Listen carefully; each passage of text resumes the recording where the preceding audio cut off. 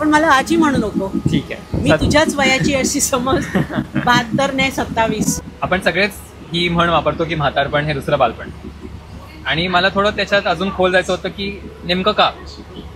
तर पहिला मुद्दा तर मला तर वाटतो म्हातारपण हे दुसरं बालपण, कारण का उत्सुकता ती परत येते. लहानपणी आपल्याला प्रत्येक गोष्टीवरती 5 प्रश्न असतात की हे असं का, मग ते त्याचं का, मग ह्याचा रंग असंच का, तसंच का. आणि 1-2 पिढ्या मग मध्ये गेल्यानंतर मग म्हातारपणी परत असं रिअलाइज होतं की अरे मला या गोष्टी माहिती नाही आहेत. त्यामुळे आपण आजूबाजूच्या लोकांना खूप प्रश्न विचारतो. पहिलं हे सांगते की आमंत्रण दिल्याबद्दल धन्यवाद.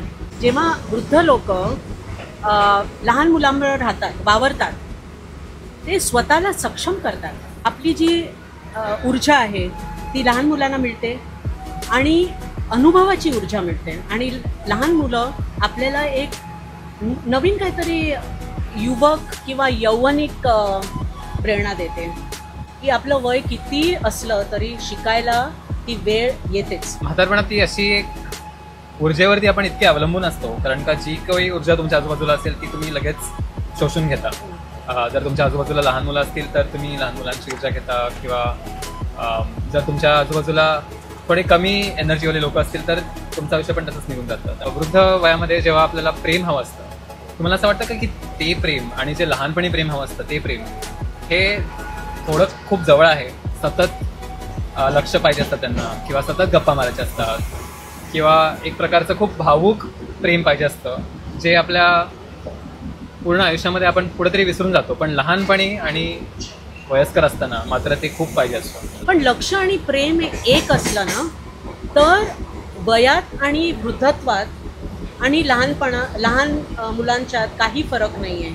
आणि दैविक प्रेम जे असतं ते इंटरजनरेशनल गॅप म्हणजे जो फरक असतो लहान लोकांचा आणि वृद्ध लोकांत, तो एकदम मिसळून जातो पाणी आणि मिठासारखा. ऑलमोस्ट बालिश प्रेम जे त्यांना हवं असतं ते मला किंवा आमच्या संस्थेला द्यायला खूप आवडतं, कारण का त्यात एक वेगळाच आनंद असतो आणि तो निरागसपणा त्यांचा परत आलेला असतो.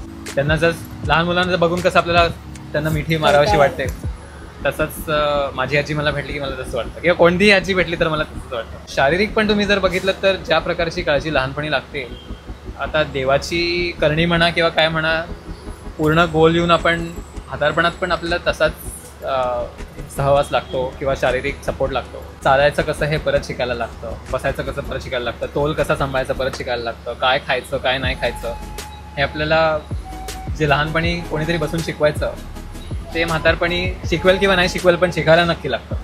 तर आपण 4 पावलं पुढे जाऊन त्यांना मदत करायला पाहिजे आणि त्यांना असं दाखवायचं की नाही तुम्ही स्वावलंबी आहात, पण आम्हाला असं वाटतं की आम्ही पण तुमच्यासारखं स्वावलंबी व्हायला पाहिजे म्हणून आम्ही येतोय.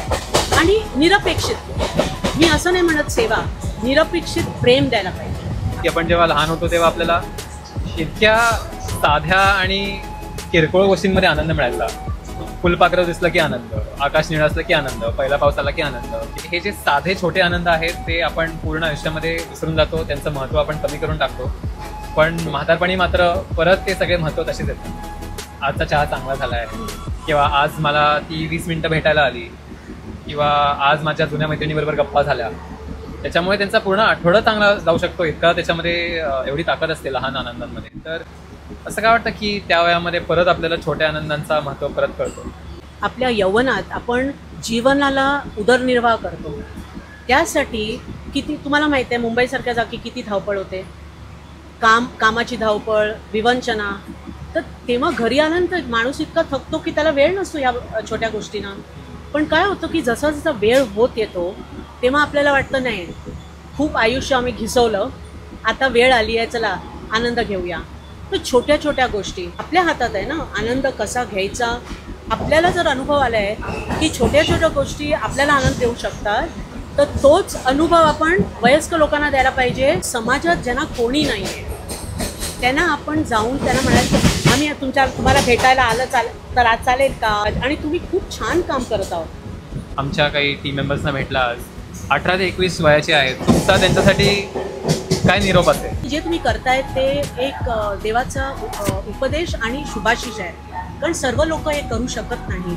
आणि निस्वार्थ जी सेवा होते त्याच्यात जास्त मूल्य आहे. करत राहा, आणि जिथे आम्हाला आम्ही जे करू शकतो, मी करू शकते, त्याच्यात मी आनंद घेईन आणि असं मानेन की नाही, हा एक ही दुसरी एक संधी आहे हे हात जोडून काम करायला आणि समाजात त्याची खूप गरज आहे. खूपच गोड निरोप आहे आणि त्यांच्या कामाला बळ मिळेल या निरोपाने, हे हा माझा पूर्ण विश्वास आहे. लहानपण शिकण्यात जातं पण म्हातारपण अनुभवात जातं, त्यामुळे कितीही साम्य असलं तरी दोन्हीचं महत्त्व खूप वेगळं आहे. मी तुम्हाला म्हटलं की मला प्रत्येक आजीला मिठी मारायला आवडते, त्यामुळे मी तुम्हाला तर मिठी मारीनच.